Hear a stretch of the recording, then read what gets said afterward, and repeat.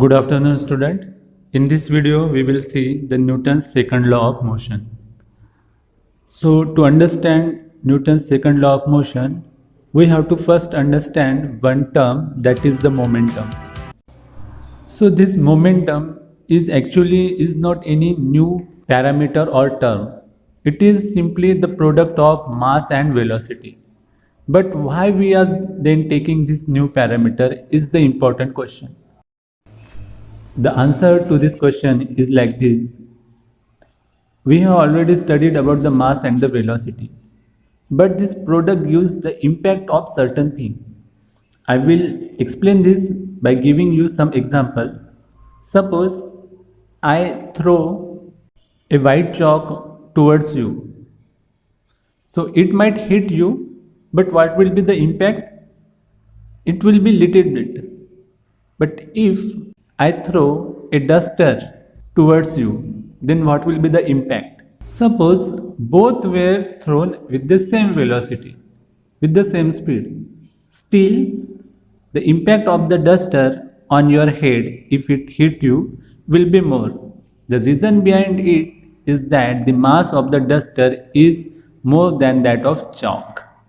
So, this product, mass into velocity, directly gives information about impact. Take another example.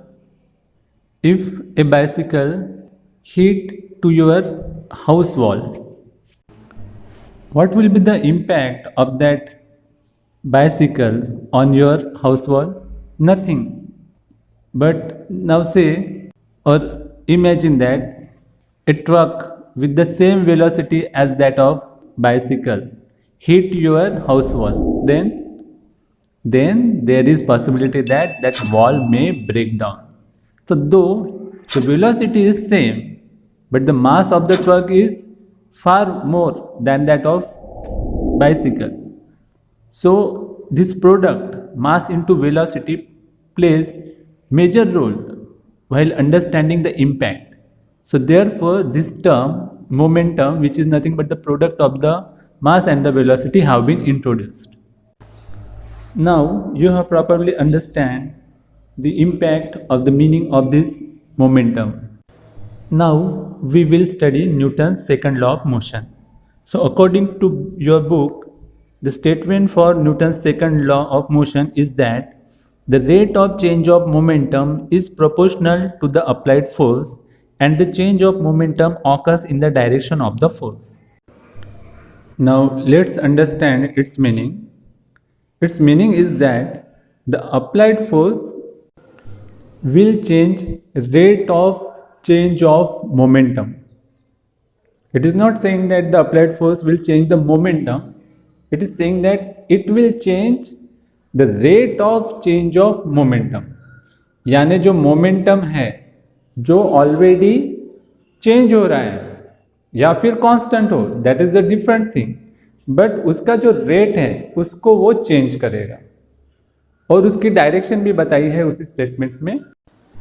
This rate of change of momentum will be in the same direction as that of the force.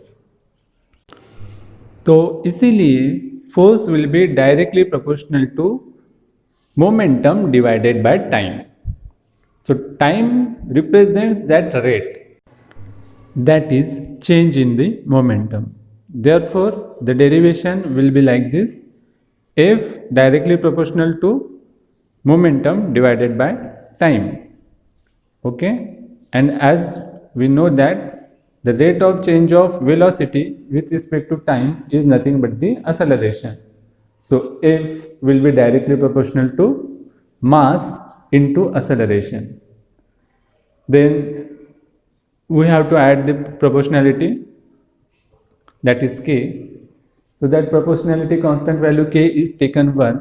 So we will get the value of the equation F is equal to ma.